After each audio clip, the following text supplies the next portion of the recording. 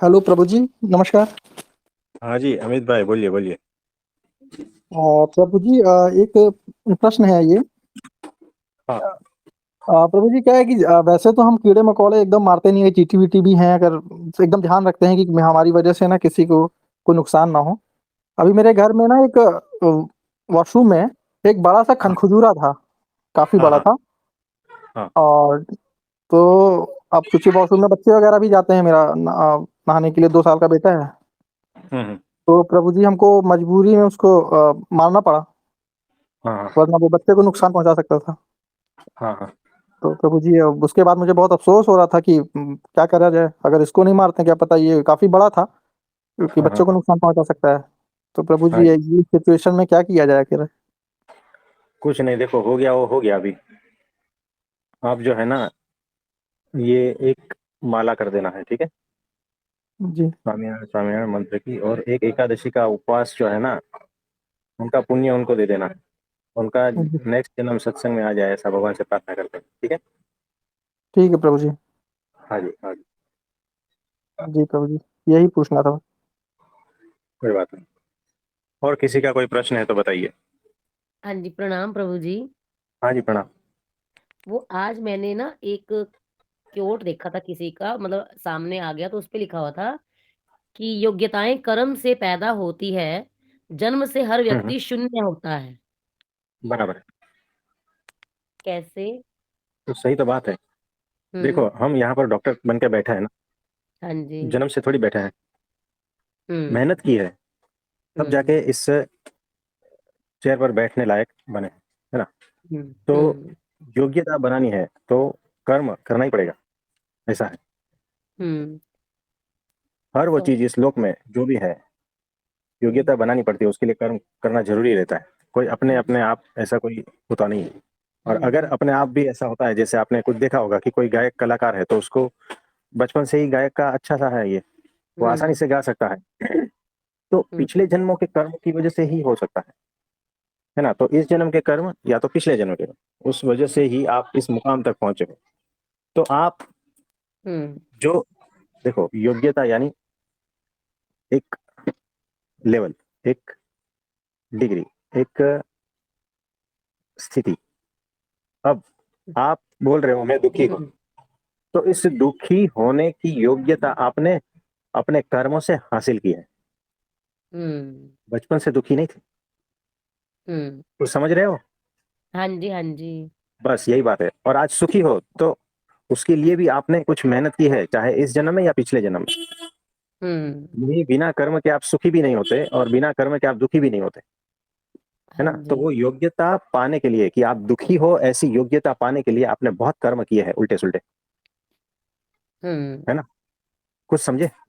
हाँ जी, हाँ जी। बाकी बाकी तो शून्य ही जन्म थे, तभी शून्य ही थे, सब एक ही जैसे थे। हम्म। तो इसमें कुछ समझ में आ गया तो ठीक है। इसमें एक और चीज आगे कुछ। समझ ये नहीं आई कि जैसे जन्म से हर व्यक्ति शून्य होता है, ये लाइन ठीक है कि वो जन्म में ऐसा होता है, लेकिन फिर वो जो पिछले कर्म होते हैं वो भी तो वो हाँ, साथ में ही लेके आता है ना, फिर अपने वो जन्म साथ के में समय लेके में। आता है। ये जो है ना, ये सिर्फ इस जन्म की बात कर रहे हैं, अगर ठीक है। कंपेयर करें तो, है ना। ठीक ठीक। यानी हाँ ये जी, हाँ जी। जो पोवर्ट है ना, वो आधा अधूरा रहता है। हम्म। इसलिए हम कह रहे हैं कि उनको उस स्थिति में ये हम्म। कुछ ठीक लगा होगा। हाँ जी। तो ठीक है, कोई बात नहीं, उनका मैटर है। हम्म। हम आगे हाँ बढ़ जाते जी। हैं। आप ठीक है। समझे हाँ जी। ऐसा। जी। आज मेरे दिमाग में ये आ रहा था कि ये दिन रात, सूरज, चांद, तारे, ये मौसम, गर्मी सर्दी बरसात, ये प्रकृति, ये किसने बनाई, कहाँ से आई, ये कैसे बनी, ये सब चीजें। बराबर है, ये सवाल आना ही चाहिए सबको, और ये भगवान ने बनाई है ना। और क्यों का कोई हम्म। जवाब नहीं है, बस हाँ, यूं ही क्यों का तो खाली जवाब बात है। नहीं है। क्यों का जवाब नहीं। मतलब कुछ भी दे अनादि है सकते हैं, हम ये। भी जवाब दे सकते हैं, हाँ, हम बहुत सारे जवाब दे सकते हैं। लेकिन वो सारे हम्म। के सारे, और आज तक दिए गए हैं ना, वो सारे के सारे जवाब रॉन्ग है, ठीक है। तो क्यों का हम्म। कोई जवाब नहीं होता। हम्म। हाँ तो जी। लीला है बस उनकी, हाँ उसमें बह जी। रहे हो। बारिश आती तो भीगो ना, हाँ जी। नाचो हाँ झूमो, जी। बात खत्म हो गई। पोस्टमार्टम हम्म। क्यों करना, पोस्टमार्टम तो मुर्दे का होता है। हाँ जी। जिंदगी जीने के लिए हम्म। है ना। हाँ तो जी। हाँ जी। जीवन का पोस्टमार्टम नहीं होता, हम्म। उसको तो प्रेम पूर्वक जी लेना है। हाँ जी। प्रणाम प्रभु जी। हाँ जी प्रभु जी, प्रणाम। जी भाई बोलिए। प्रभु जी प्रश्न तो नहीं है, प्रसंग है एक, इजाजत है? बोलिए। प्रभु जी रामायण में एक प्रसंग ऐसा है जो लगभग अनसुना सा रह गया है, मतलब ज्यादातर लोगों को इसका पता नहीं होगा। जब श्री जी। राम वन की तरफ जा रहे थे तो रास्ते में उन्होंने सभी जो मुनि थे, मुनिगण थे, उनके आश्रमों में जाना था। तो एक ऋषि हैं, अगस्त्य ऋषि हुए हैं, उनके आश्रम में भी गए थे। तो अगस्त्य ऋषि के एक शिष्य हुए, जिनकी ये मेन पात्र हैं इसमें, मुनि सुतीक्ष्ण मुनि। तो सुतीक्ष्ण मुनि बहुत ही प्रखर बुद्धि के थे और श्री राम जी के प्रति अथाह श्रद्धा थी उनके भीतर। जब उनकी शिक्षा पूरी हुई तो उन्होंने अपने गुरु से, अगस्त्य ऋषि से पूछा कि गुरुदेव मेरे लिए क्या आज्ञा है, गुरु दक्षिणा के रूप में क्या दूं?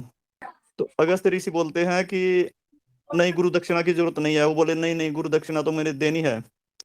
तो बोले कि ऐसा करना कि भगवान राम जब यहाँ पे आएंगे तो उनको मेरे आश्रम में लेके आना है, यही गुरु दक्षिणा हो जाएगी बस। जबकि अगस्त्य ऋषि तो जानते हैं कि राम जी ने तो यहाँ पे आना ही आना है, उनका आगमन देख रखा है उन्होंने पहले ही। तो सुतीक्ष्ण मुनि अपने आश्रम के की तरफ चले गए और इसी उसमें डूब गए कि राम कब आएंगे। जैसे शबरी डूब गई थी, इसी तरह से वो सुतीक्ष्ण मुनि भी डूब गए थे और वो भी राम की प्रतीक्षा कर रहे थे। एक दिन उनको थोड़ा समाचार मिलता है कि श्री राम कुछ दूरी पे हैं और आने वाले हैं अभी। तो वो आश्रम के बाहर अगवानी के लिए, जैसे बाहर है ना, रास्ते पे चले गए कि रास्ते में से ही मैं उनको रिसीव कर लूंगा। तो वहां पे जा करके उनकी स्थिति इस प्रकार की हो गई, राम में हो गए, राम के प्रेम में इतने विभोर हो गए कि वो ऊटपटांग हरकतें करने लगे। कभी आगे चल जाते, कभी पीछे चले जाते, कभी नाचने लगते, कभी हे रघुनाथ, हे राम, इस तरह से पुकारने लगते। तो इतने में श्री राम, जानकी और लक्ष्मण जी आ गए वहां पे और उन्होंने देखा कि उनकी स्थिति को देखा और वो पेड़ के पीछे छिप करके श्री राम उनकी लीलाएं देख रहे थे, वो किस तरह से कर रहे हैं श्री राम के उसमें। तो प्रभु जी फिर उन्होंने देखा कि कुछ देर के बाद है ना, वो बेहोश हो गए सुतीक्ष्ण मुनि, और बेहोश हो गए और उनकी है ना समाधि लग गई। और उन्होंने अपने समाधि में भगवान श्री राम को अपने हृदय में धारण कर रखा था और उसी में वो डूब गए थे समाधि में। तो काफी देर हो गई, काफी मतलब काफी समय बीत गया, राम जी वहीं पे थे। तो उन्होंने देखा कि भी इनकी समाधि तो भंग नहीं हो रही है। तो श्री राम जी ने उनको हिलाया डुलाया, लेकिन वो उनकी समाधि नहीं खुली। फिर उन्होंने क्या किया, उनके भीतर जो श्री राम द्विभुज रूप में मौजूद थे, राम जी ने क्या किया, अपना चतुर्भुज रूप प्रकट कर दिया उसकी जगह पे, उनके भीतर। तो वो एकदम से व्याकुल हो गए, भाई ये क्या हो गया, भाई द्विभुज रामचंद्र जी के मैं दर्शन कर रहा हूँ, एकदम से चतुर्भुज रूप कैसा आ गया, ये क्या हो गया। तो व्याकुल हो गए, एकदम से उन्होंने आंखें खोल ली। तो आंखें खोली, देखा सामने श्री राम खड़े हैं, माता जानकी और लक्ष्मण जी खड़े हैं। वो वहां पे चरणों में गिर पड़े। उसके बाद वो अब उनके आश्रम में श्री राम रहे, 2-3 दिन तक उनके आश्रम में रहे, उनको भरपूर यानी कि सुख दिया। फिर उन्होंने कहा कि हमारे गुरुजी अगस्त्य ऋषि भी आपके दर्शन करना चाहते हैं। फिर वो उनके आश्रम तक लेकर के गए और अपने गुरु से कहा कि गुरुदेव, वो गुरु दक्षिणा के रूप में मैं श्री राम जी को, भगवान को यहाँ पे लेकर के आ गया हूँ, अब आप देखिए। और अगस्त्य ऋषि का परिचय तो देने की ज्यादा जरूरत नहीं है, क्योंकि अगस्त्य ऋषि ऐसे थे जिन्होंने एक ही चलू के अंदर, यानी एक ही अपने हाथ से जैसे जल लेते हैं ऐसे हथेली में, इसमें एक ही उसके अंदर उन्होंने एक समुद्र को सोख दिया था, मतलब पी लिया था। और अगस्त्य ऋषि ने ही ये जो हमारे जो थंब इंप्रेशन होते हैं प्रभु जी, इसका ज्ञान दिया था उन्होंने ज्योतिषी के रूप में। मतलब मैं उस विद्या को यहाँ बढ़ावा देने की बात नहीं कर रहा हूँ जी, लेकिन उस ज्ञान की बात कर रहा हूँ जो उन्होंने दिया कि भाई इतना बड़ा ज्ञान, इतना विस्तारित ज्ञान कि भाई थंब इंप्रेशन हर मनुष्य के अलग अलग होते हैं, और वो उसके आधार पे कैसा ज्ञान होगा, कितना विलक्षण होगा कि हर मनुष्य की है ना, उसकी पूरी जीवन यात्रा क्या होगी, कैसे होगी, कहाँ से आया है जीव, ये सारी वो मतलब जान सकते हैं। हाँ जी, ये विधा वो अगस्त्य ऋषि थे प्रभु जी। हाँ जी, और अद्भुत उन्होंने, है। जी प्रभु जी, हाँ जी, और कुछ? बस इतना ही है प्रभु जी। कोई बात नहीं, तो बहुत ही अद्भुत प्रसंग है। और किसी का कोई प्रश्न है तो बताइए। हाँ जी प्रभु जी। प्रभु जी, साक्षी भाव क्या होता है? और जैसे हम डेली रूटीन में जैसे स्कूल हर जगह जाते हैं, तो साक्षी भाव को कैसे अपनाएं? कोई एग्जाम्पल से समझाना। देखो, साक्षी यानी देखो कि इसी वक्त अभी आप हाथ, अपना लेफ्ट हाथ जो है ना ऊपर करें, और धीरे हाँ से ऊपर जी। करें, हम्म। और देखें कि ये जो हाथ है ना, इसको मैं देखने वाला हूँ। ये हम्म। हाथ मैं नहीं हूँ, मैं इस हाथ को देखने वाला हूँ। हल्के से धीरे से ऊपर हम्म। करे, फिर नीचे करे, लेफ्ट राइट घुमाए हल्के से, हम्म। और देखिए अभी नहीं होगा। हम्म। कोई ऐसे क्षणों में आपको लगेगा कि हाँ ये तो वाकई ऐसा ही है कि मुझसे अलग है। तो सिर्फ साक्षी है, जैसे हम्म। सीसीटीवी कैमरा रहता है, जैसे हम्म। मिरर, आईना रहता है ना, साक्षी भाव हम्म। है। यानी वो सिर्फ देखने वाला है, कौन है क्या है मेरा तेरा ये सबसे परे, हम्म। है ना। सिर्फ देख रहा है, और सिर्फ साक्षी है, कुछ भी भीतर उतरता नहीं, मेमोरी में कुछ लेता नहीं, है ना। सिर्फ साक्षी यानी वो मिरर, हम्म। आईने जैसा है। तो कुछ भी करते वक्त ये प्रैक्टिस करनी पड़ेगी।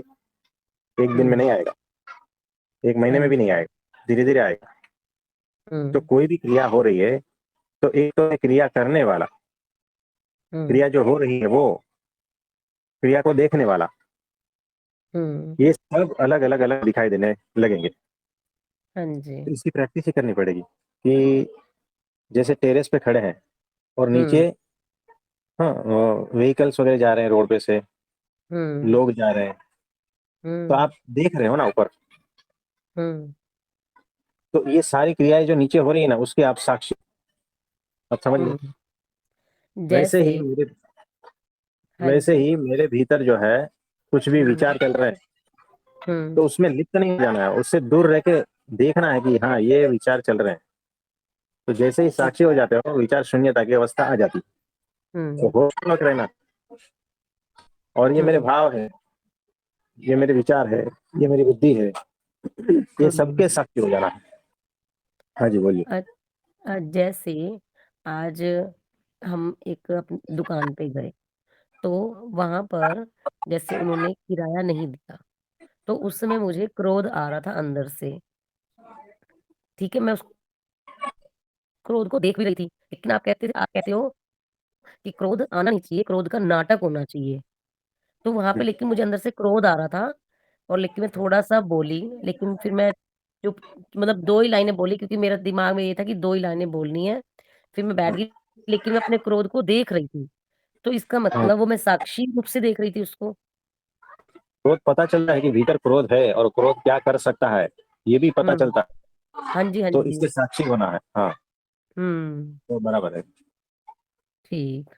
और जैसे मैं आज कार में बैठी थी, कार में बैठे जैसे जा रहे थे, तो मैं ये देख रही थी कि कार कैसे चल रही है, एक डिब्बे में बैठे हैं, ये आगे चलता जा रहा है, चलता जा रहा है। तो कार भी कार की तरह नहीं, पता नहीं अजीब ही लग रहा था।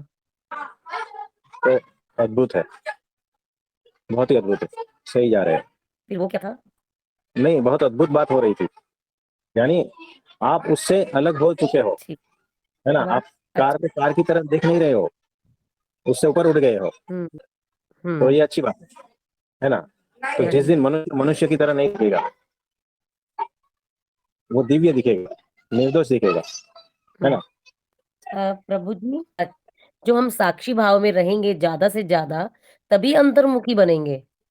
देखो, मुखी मुखी का नहीं होता है साक्षी भाव में, यानी बाहर की चीजों के प्रति और भीतर की चीजों के प्रति, बाहर जगत में जो भी चल रहा है हुँ। उसके प्रति भी साक्षी, और भीतर जगत में चल रहा है ना, मेरे भाव, मेरे विचार, मेरा सब कुछ दोष जो भी है, उसके भी साक्षी, हाँ जी। है ना। तो साक्षी साक्षी होता है, उसके ठीक। बाद में अंतर्मुखी होना है ये सब भूल जाओ, ऐसा नहीं होता। हुँ। ठीक है। हाँ, तो आप सभी को मेरा नमस्ते प्रणाम।